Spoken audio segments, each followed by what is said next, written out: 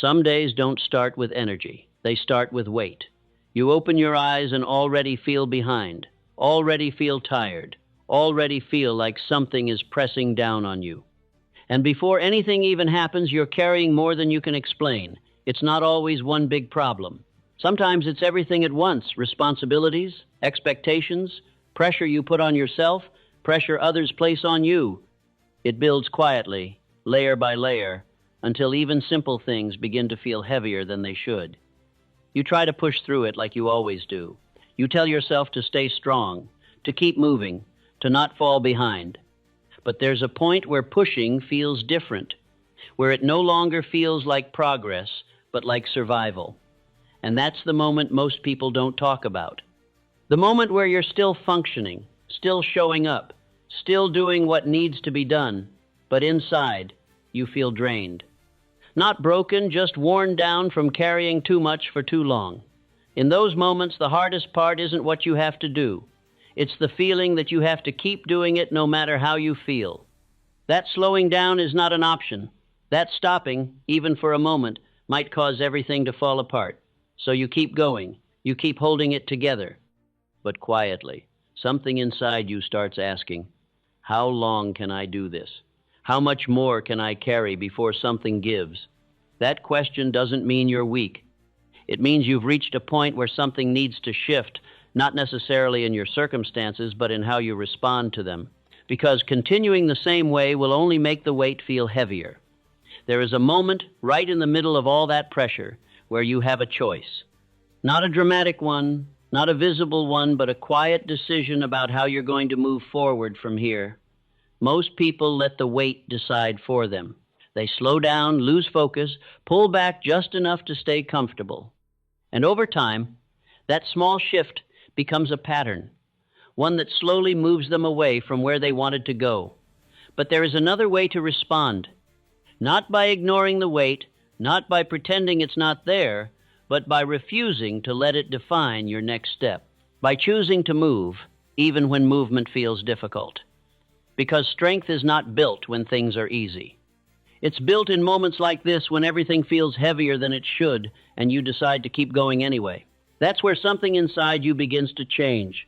There is a voice that appears when life gets heavy, a quiet one that tells you to slow down, to wait, to stop pushing so hard.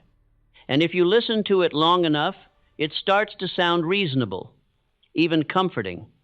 But there is another voice, one that doesn't speak as often, but when it does, it reminds you of something deeper, that you are capable of more, that this moment is not the end, but a test of how you respond. The problem is, most people never give that second voice enough space to grow. They let the louder one take over, the one that pulls them toward ease, toward comfort, toward stepping back just when it matters most. And that's why what you hear right now matters. Because the words you repeat, the thoughts you focus on, the messages you allow into your mind, they shape how you respond when pressure rises. If all you hear is doubt, you begin to act with hesitation. If all you hear is fatigue, you begin to slow down. But if you begin to hear something different, something stronger, your response begins to change. At first, it's subtle. You don't feel dramatically different. The weight is still there. The pressure hasn't disappeared. But something inside you shifts just enough to take one more step, and then another, and another. And over time, those small decisions begin to build something powerful. Not motivation, not excitement, but resilience. The ability to continue without needing everything to feel right. That's when you realize something important. The weight didn't disappear, you just became stronger than it. What once felt overwhelming now feels manageable, not because your situation changed, but because you did. So if life feels heavy right now, don't see it as a signal to stop. See it as a moment that matters, a moment where your next decision carries more weight than anything else happening around you, because you don't have to solve everything today. You don't have to fix every problem at once. You only need to keep moving, even if it's slow, even if it's difficult, even if it's uncomfortable. What you're about to hear is not meant to remove the weight. It's meant to help you carry it differently, to remind you that even in the heaviest moments, you still have control over one thing, your decision to continue. And sometimes that decision, quiet, steady, almost invisible, is the one that changes everything. There are burdens a man carries that are never spoken aloud. They are not always visible, nor do they arrive suddenly. They form gradually, through responsibility, through expectation, through the steady accumulation of demands placed upon him by life, and often by himself. If I were to begin again, I would not look first at what is happening around me, but at what I have allowed to gather within me. For it is not always the size of a problem that creates weight, but the number of them carried without release. There is a condition that many experience, yet few understand. A man rises, prepares himself for the day, and before any task has begun, he already feels the strain of what lies ahead. Not from one difficulty, but from many combined, layered and carried without pause. This is not weakness, it is accumulation. If I were beginning again, I would recognize this clearly. There is also the nature of this weight. It does not announce itself in obvious ways. A man continues to function. He fulfills his obligations. He completes what must be done. From the outside, he appears steady, composed, capable. Yet within, there is pressure. If I were beginning again, I would not mistake outward stability for inward ease. There is also the habit of silent endurance. A man does not speak of what he carries. He believes it is his responsibility to manage it alone. He continues without pause, without complaint, without visible struggle. And in doing so, he strengthens one part of himself yet burdens another. If I were beginning again, I would understand that endurance, when unexamined, may lead to exhaustion. There is also the misunderstanding of strength. Many believe that strength is the absence of strain, that a strong man does not feel pressure, that he moves without difficulty. Yet this is not so. Strength is not the removal of weight, it is the ability to carry it without allowing it to control direction. If I were beginning again, I would redefine strength in this way. There is also the moment that comes quietly. A man begins to feel that what once seemed manageable now requires more effort than before. Simple tasks feel heavier. Decisions feel more demanding, not because they have changed, but because what he carries has increased. This is the point where awareness must begin. If I were beginning again, I would not ignore this moment. There is also the danger of misinterpretation. A man may believe that he is losing his ability, that he is becoming less capable, that something within him has weakened. Yet in many cases this is not true. What has changed is the weight. If I were beginning again, I would not question my strength prematurely. I would examine what I am carrying. There are many who continue in this condition for extended periods. They do what must be done. They meet expectation. They fulfill responsibility. Yet they do so with increasing strain, and because they continue, others do not see their burden. They are seen as strong, yet they feel heavy. If I were beginning again, I would recognize that being seen as strong does not remove the need to manage what I carry. There is also the compounding effect of unaddressed pressure. Each responsibility added, each expectation accepted, each demand fulfilled without pause contributes to the overall load. And though each may be manageable alone, together they create weight that cannot be ignored indefinitely. If I were beginning again, I would become aware of accumulation early. There is also the contrast between those who acknowledge this weight and those who do not. One begins to understand his condition. He observes what he carries. He adjusts how he responds. The other continues without awareness, believing that continuation alone is sufficient. Over time, their paths diverge. If I were beginning again, I would choose awareness. There is also the example of men who carried great responsibility, yet maintained direction. They were not free from pressure. They did not avoid weight, yet they did not allow it to alter their movement. Their strength was not in avoiding burden, but in managing it. If I were beginning again, I would study this distinction carefully. There is also the perception of others. A man who continues under pressure appears composed. He is seen as reliable, capable, strong, yet few understand what he carries internally. Few see the effort required to maintain his position. This creates a separation between perception and reality. If I were beginning again, I would not depend upon perception as proof of ease. There is also the gradual shift that occurs if this weight is not managed. A man begins to slow, not physically at first, but mentally. His clarity decreases, his focus weakens. Not because he lacks discipline, but because his attention is divided by what he carries. If I were beginning again, I would protect my clarity. There is also the realization that must be reached. A man cannot always remove what he carries, but he may change how he carries it. He may adjust his response. He may strengthen his position. He may reduce the influence of weight without removing its presence. If I were beginning again, I would focus on this ability. There is also the beginning of control, not over circumstance, but over response. A man recognizes that though he cannot always reduce his responsibilities, he can choose how they affect him. He can decide whether weight slows him or strengthens him. If I were beginning again, I would take this control deliberately. There is also the shift from resistance to acceptance. A man stops asking why the weight exists. He stops resisting its presence. Instead, he acknowledges it. And in acknowledging it, he reduces its power. For what is resisted often grows stronger.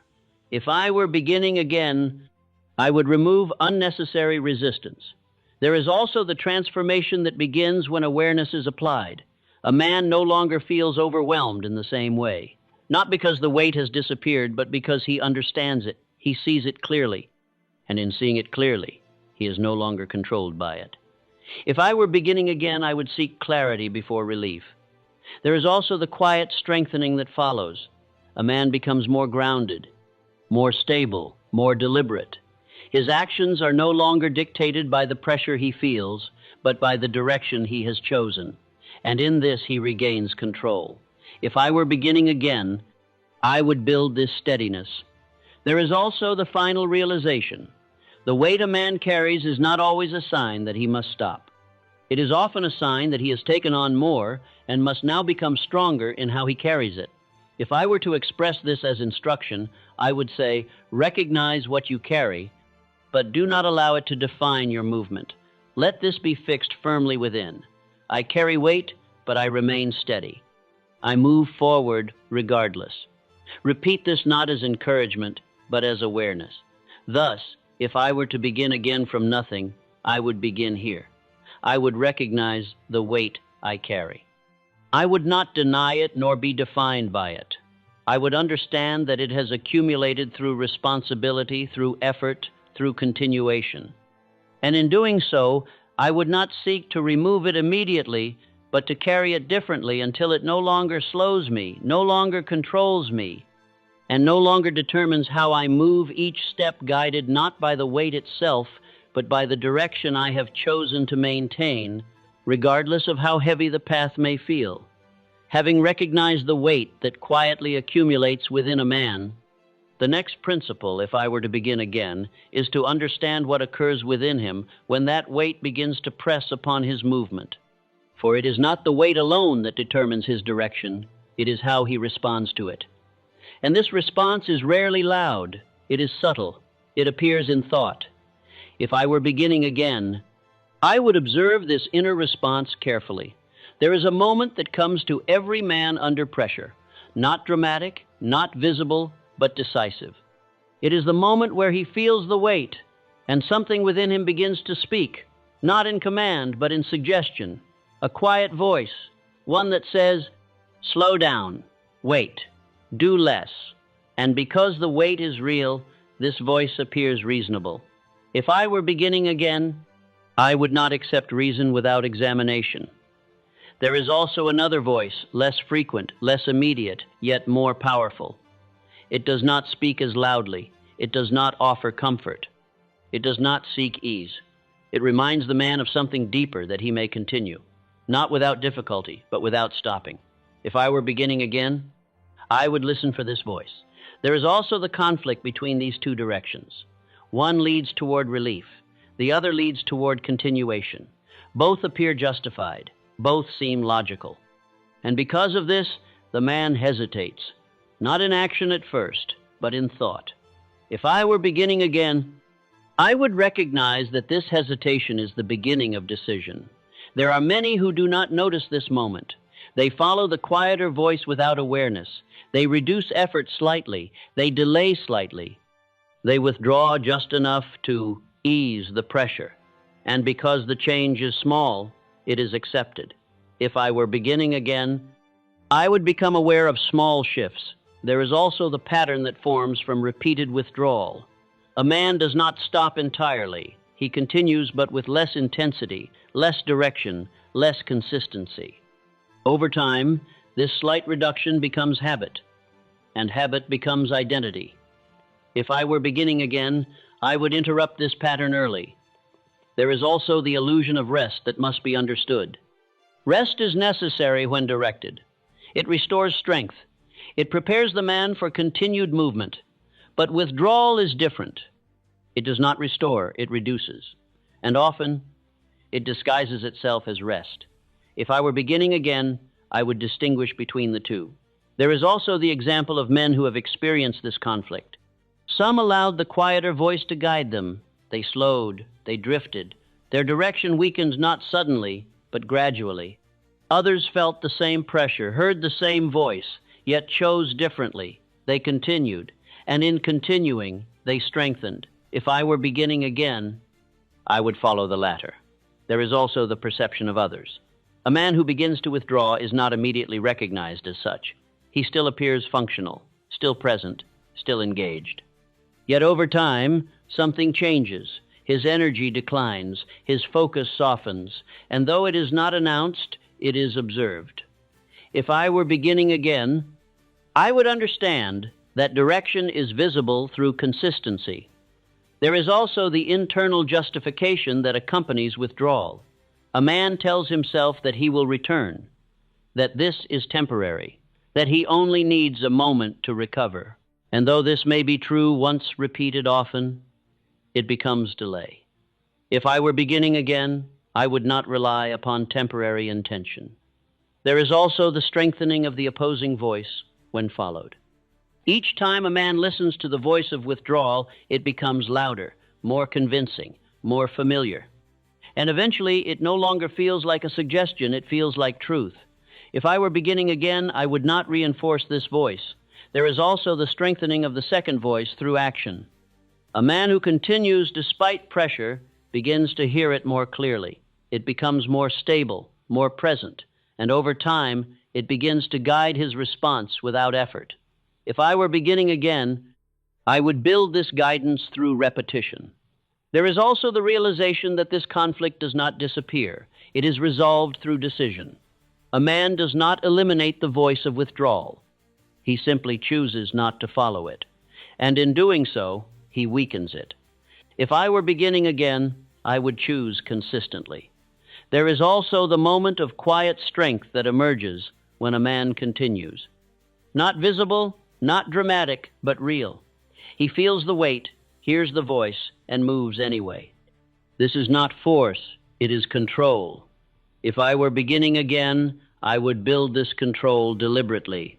There is also the compounding effect of small continuations. A single step may appear insignificant, yet repeated, it builds direction. And direction, when maintained, leads to outcome. If I were beginning again, I would not underestimate small movement. There is also the contrast between men over time. One withdraws slightly, then slightly more. His path becomes uncertain. The other continues slightly, then slightly more. His path becomes clearer. The difference is not in ability, but in response. If I were beginning again, I would focus on response. There is also the transformation that occurs when continuation becomes habit. A man no longer debates in the same way. He feels the pressure but does not question his movement. He proceeds. Not because it is easy, but because it is chosen. If I were beginning again, I would continue until this stage is reached.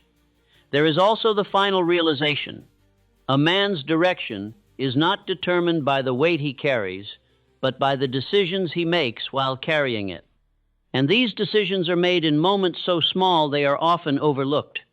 If I were to express this as instruction, I would say, when the voice of withdrawal appears, recognize it, but do not follow it. Let this be fixed firmly within. I continue. I do not retreat. I move forward despite what I feel. Repeat this not as encouragement, but as command. Thus, if I were to begin again from nothing, having recognized the weight I carry, I would do this next. I would observe my response to it. I would become aware of the voices within me. I would choose the one that leads to continuation. And in doing so, I would begin to shape my direction, not through force, but through decision, until the voice that once led me toward ease grows quiet